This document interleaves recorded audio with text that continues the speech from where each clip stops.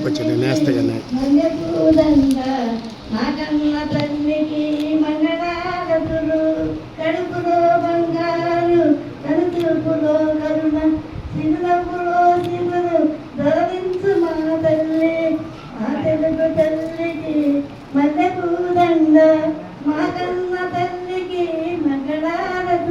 ఎందుకు అందరికీ అన్నానంటే ప్రతి ఒక్క జీవి కూడా ఒక తల్లి కడుపు నుంచి పుట్టినవాడే. అందువల్ల ప్రతి ఒక్కరికి కూడా ఈ మాతృ దినోత్సవ శుభాకాంక్షలు తెలియజేయాలి. అదేవిధంగా ఈరోజు వాసవ్య మహిళా మండలి తరపున కీర్తమ్మకి నాకు నా అనుబంధం చాలా ఎక్కువ. ఎందుకంటే ఎప్పటి నుంచో ఒక తన సొంత కూతురులా నన్ను కూడా ముందుకు నడిపించడమే కాదు, ప్రతి ఒక్క విషయంలో కూడా గైడ్ చేస్తూ అమ్మ నన్ను ముందుకు నడిపిస్తున్నారు. ఆ కార్యక్రమంలో భాగంగానే ఒకనొక సందర్భంలో మా ఇద్దరి మధ్య డిస్కషన్లో ఇంతమంది తల్లులు ఉన్నారమ్మా అని చెప్పి, ఆశ్రమాలు ఉన్నారని చెప్పడం జరిగింది.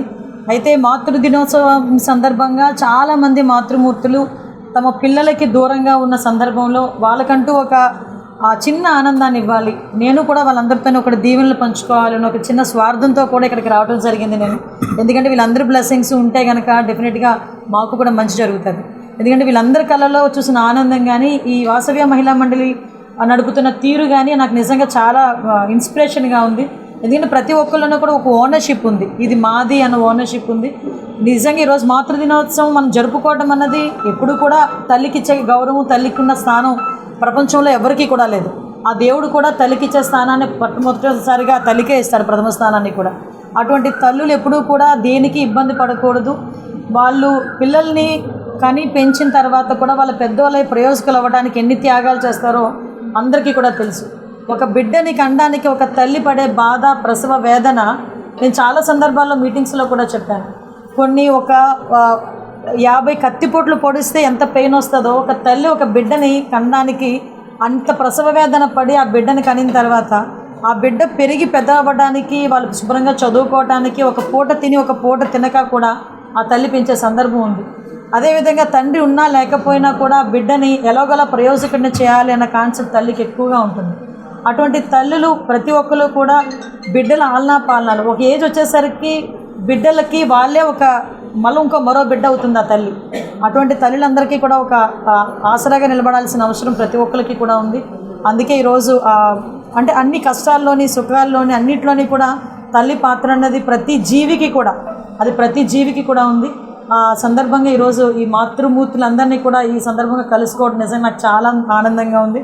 ఎస్పెషల్ ఇలాంటిది నెక్స్ట్ జనరేషన్కి కూడా తెలియాలనే ఉద్దేశంతోనే నేను కూడా నా పిల్లలిద్దరినీ కూడా తీసుకొచ్చి ఈ కార్యక్రమంలో పాల్పంచుకునేటట్టు చేశాను. దానికి కూడా మీ అందరూ కూడా మా అందరినీ కూడా ఆశీర్వదించాలని మనస్ఫూర్తిగా కోరుకుంటున్నా. తల్లికి గౌరవించే విషయంలోని నారా లోకేష్ గారి స్ఫూర్తిని కూడా మనందరం కూడా తీసుకోవాలి.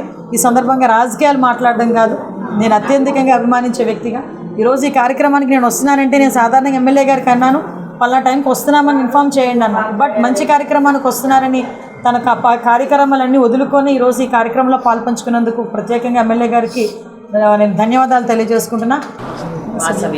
వాసవ్య మహిళా మండలి వారు నడుపుతూ ఉన్న ఈ యొక్క వృద్ధాశ్రమంలో అందరినీ కలిసి వారితో మరి శుభాకాంక్షలు తెలియజేసి వారి కష్టసుఖాలు కూడా విని ఈరోజు వారందరికీ కూడా శుభాకాంక్షలు తెలియజేయడం జరిగింది. తల్లిని గౌరవించుకోవాల్సిన అవసరం ప్రతి ఒక్కరిపైన ఉంది. ఈరోజు వృద్ధుల ఆశ్రమాల అవసరం ఎక్కువ అవుతూ ఉంది.